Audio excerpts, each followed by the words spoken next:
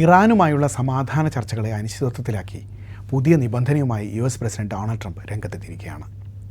Iran ഉൾപ്പെടെയുള്ള middle east രാജ്യങ്ങൾ Abraham ഉടമ്പടിയുടെ ഭാഗമാകണമെന്നാണ് ട്രംപ് ആവശ്യപ്പെടുന്നത്. ഇറാനുമായുള്ള ഭാവി കരാറുകളെല്ലാം അബ്രഹാം ഉടമ്പടിയുടെ അടിസ്ഥാനത്തിലായിരിക്കുമെന്നാണ് ട്രംപ് സൂചിപ്പിക്കുന്നത്. ഒരു ഇടവേളയ്ക്ക് ശേഷം അബ്രഹാം ഉടമ്പടി വീണ്ടും വാർത്തകളിൽ നിറയുകയാണ്. എന്താണ് അബ്രഹാം ഉടമ്പടി? ഏതൊക്കെ രാജ്യങ്ങളാണ് ഉടമ്പടി അംഗീകരിച്ചത്? എന്ത് മാറ്റമാണ് അബ്രഹാം ഉടമ്പടി പശ്ചിമേഷ്യയിൽ കൊണ്ടുവന്നത്? നമുക്ക് പരിശോധിക്കാം. പതിറ്റാണ്ടുകളോളം ശത്രുക്കളായിരുന്ന അറബ് രാജ്യങ്ങളും ഇസ്രായേലും തമ്മിലുള്ള സഹകരണം ശക്തിപ്പെടുത്താൻ ലക്ഷ്യമിട്ട് അമേരിക്കയുടെ മധ്യസ്ഥതയിൽ രൂപീകരിച്ച കരാറുകളുടെ പരമ്പരയാണ് അബ്രഹാം ഉടമ്പടികൾ എന്ന പേരിൽ അറിയപ്പെടുന്നത്. 2020 ഓഗസ്റ്റ് സെപ്റ്റംബർ മാസങ്ങളിൽ പ്രഖ്യാപിച്ച ഈ കരാർ 2020 സെപ്റ്റംബർ 15 വാഷിംഗ്ടണിലാണ് ഒപ്പുവെച്ചത്. ഇതോടെയാണ് ഇസ്രായേലും അറബ് രാജ്യങ്ങളും തമ്മിലുള്ള നയതന്ത്ര ബന്ധം പതിറ്റാണ്ടുകൾക്ക് ശേഷം സാധാരണ നിലയിലേക്ക് എത്തുന്നത്. മേഖലയിലെ സംഘർഷങ്ങളും തീവ്രവാദവും അവസാനിപ്പിക്കാനുള്ള ശ്രമമെന്നായിരുന്നു ഉടമ്പടി വിശേഷിപ്പിക്കപ്പെട്ടത്. പ്രസിഡന്റായ ഡൊണാൾഡ് ട്രംപിന് കീഴിൽ അമേരിക്കയുടെ മധ്യസ്ഥതയിലായിരുന്നു കരാറിനായുള്ള ചർച്ചകൾ. ഇസ്രായേലും മുസ്ലിം രാഷ്ട്രങ്ങളും പരസ്പരം അംഗീകരിക്കൽ, പൂർണ്ണ നയതന്ത്ര ബന്ധങ്ങൾ സ്ഥാപിക്കൽ, സാമ്പത്തിക സാംസ്കാരിക സഹകരണം, സുരക്ഷാ സാങ്കേതിക മേഖലകളിലെ സഹകരണം എന്നിവയെല്ലാം ഉടമ്പടിയിലൂടെ അംഗീകരിക്കപ്പെട്ടു. 2010 ഇസ്രായേലും സുന്നി അറബ് രാജ്യങ്ങളും തമ്മിലുള്ള അനൗപചാരിക സഹകരണങ്ങൾ വാർത്തയായി തുടങ്ങിയത്. 2018 ആയപ്പോഴേക്കും ഇസ്രായേലും സുന്നി അറബ് രാജ്യങ്ങളും തമ്മിൽ ബന്ധം സ്ഥാപിക്കാനുള്ള ശ്രമങ്ങൾ കൂടുതൽ പരസ്യമായി. ഇസ്രായേൽ ഉദ്യോഗസ്ഥർ ഗൾഫ് രാജ്യങ്ങളിലേക്ക് സന്ദർശനങ്ങൾ ആരംഭിച്ചു. പരിമിതമായ സൈനിക ഇൻ്റലിജൻസ് സഹകരണവും തുടങ്ങി. ഇതിനിടെ വെസ്റ്റ് ബാങ്കിൻ്റെ ഭാഗങ്ങൾ കൂട്ടിച്ചേർക്കാനുള്ള പദ്ധതികൾ ഇസ്രായേൽ താൽക്കാലികമായി നിർത്തി. പകരമായി 2020 മധ്യത്തിൽ ഇസ്രായേലും UAEയും തമ്മിൽ ചർച്ചകൾ ആരംഭിച്ചു. ഈ സഹകരണ നീക്കങ്ങളാണ് കരാറിൽ പര്യവസാനിച്ചതെന്ന് വേണമെങ്കിൽ പറയാം.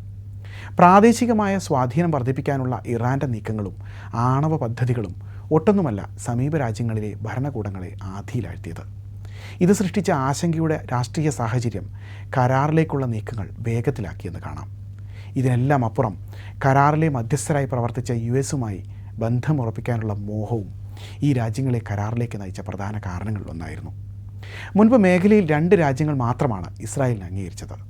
1979 ഈജിപ്തും 1994 ജോർദാനുമാണ് ഇസ്രായേലുമായി ഔപചാരിക സമാധാന കരാർ ഉണ്ടാക്കിയവർ.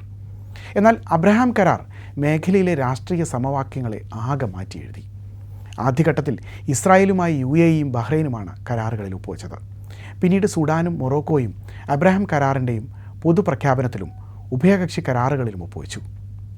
സുഡാൻ പൊതുപ്രഖ്യാപനത്തിൽ ഒപ്പുവെച്ചെങ്കിലും രാജ്യത്ത് തുടരുന്ന അസ്ഥിരത കാരണം ഉഭയകക്ഷി കരാറിൽ ഒപ്പിട്ടില്ല.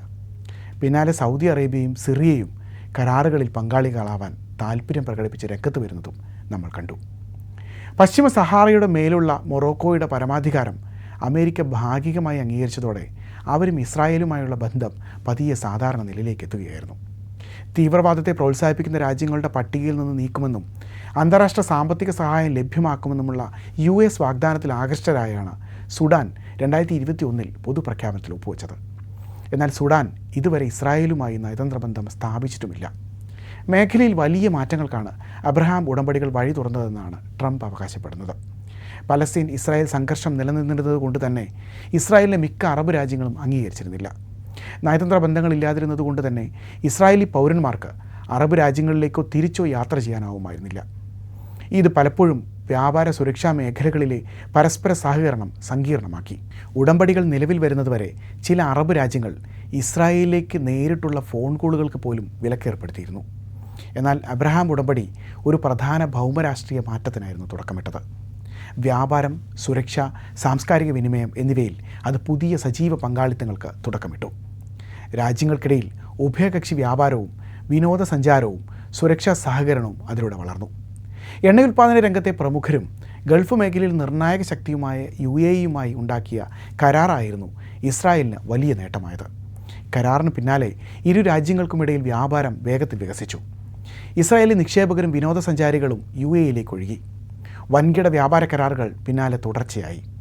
ബഹ്റൈനിലും ഏറെക്കുറെ സമാനമായിരുന്നു സ്ഥിതി. കരാറിനനുബന്ധമായി രാജ്യങ്ങൾക്കിടയിൽ വിമാന സർവീസുകൾ പുനരാരംഭിച്ചതോടെ വിനോദസഞ്ചാരവും വലിയ വരുമാന മേഖലയായി വികസിച്ചു. തൻ്റെ നേതൃത്വത്തിലുള്ള നയതന്ത്ര നേട്ടമായാണ് ട്രംപ് കരാറുകളെ ഉയർത്തിക്കാട്ടിയത്. എന്നാൽ ഇസ്രായേൽ പലസ്തീൻ സംഘർഷം പരിഹരിക്കുന്നതിൽ അബ്രഹാം ഉടമ്പടികൾ പരാജയപ്പെട്ടത് മേഖലയിൽ UAE ഒഴികെയുള്ള രാജ്യങ്ങളിൽ കരാറിനുള്ള സ്വീകാര്യത നന്നേ കുറച്ചു. അറബ് ഇസ്രായേൽ സംഘർഷം എന്നേക്കുമായി അവസാനിപ്പിക്കാൻ ഇതിന് കഴിയുമെന്നാണ് കരാർ പ്രഖ്യാപിക്കുന്ന വേളയിൽ നെതന്യാഹു പറഞ്ഞത്. കരാർ കൊണ്ടുവരുന്ന സമാധാനം വളരെ വലുതായിരിക്കുമെന്നും നെതന്യാഹു പറഞ്ഞിരുന്നു.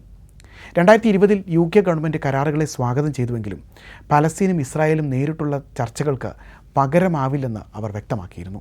ദ്വിരാഷ്ട്ര പരിഹാരത്തിൽ ശ്രദ്ധ കേന്ദ്രീകരിക്കാത്തതിനാൽ പലസ്തീൻ അതോറിറ്റിയും കരാറുകൾക്കെതിരെ വിമർശനം ഉന്നയിക്കുന്നുണ്ട്. അതേസമയം കരാറുകൾ വെസ്റ്റ് ബാങ്കിലെ ഇസ്രായേൽ അധിനിവേശത്തെ തടയുമെന്നാണ് UAE ചൂണ്ടിക്കാണിച്ചത്. അറബ് ലോകത്തും സമ്മിശ്ര പ്രതികരണമായിരുന്നു കരാറിന്. ഗവൺമെൻറ്റുകൾ പിന്തുണ പ്രകടിപ്പിച്ചെങ്കിലും പല രാജ്യങ്ങളിലും പൊതുജനാഭിപ്രായം നേരെ മറിച്ചായിരുന്നു. അതിന് പ്രധാന കാരണമാകട്ടെ പരിഹാരമില്ലാതെ നീളുന്ന ഇസ്രായേൽ പലസ്തീൻ സംഘർഷമായിരുന്നു. സൗദി അറേബ്യയെ കരാറിൻ്റെ ഭാഗമാക്കാനുള്ള അമേരിക്കയുടെ ശ്രമങ്ങൾക്കും ഇതാണ് പ്രധാന തടസ്സമായത്. കിഴക്കൻ ജെറുസലേം തലസ്ഥാനമായി ഒരു പലസ്തീൻ രാഷ്ട്രം രൂപീകരിച്ചാൽ ഇസ്രായേലിനെ അംഗീകരിക്കാമെന്നാണ് സൗദിയുടെ നിലപാട്. ഇറാനെതിരെ ജോർദാൻ, സൗദി അറേബ്യ, UAE എന്നിവരെയെല്ലാം ഉൾപ്പെടുത്തിയ സഖ്യമാണ് ബെഞ്ചമിൻ നെതന്യാഹു സ്വപ്നം കാണുന്നത്. അതേസമയം അമേരിക്കൻ ഇസ്രായേൽ ചേരിയുടെ സൈനിക സംരക്ഷണം എന്നതിൽ നിന്ന് ഗൾഫ് രാജ്യങ്ങൾ മാറി ചിന്തിക്കാൻ തുടങ്ങിയിരിക്കുന്നു എന്നത് വസ്തുതയാണ്.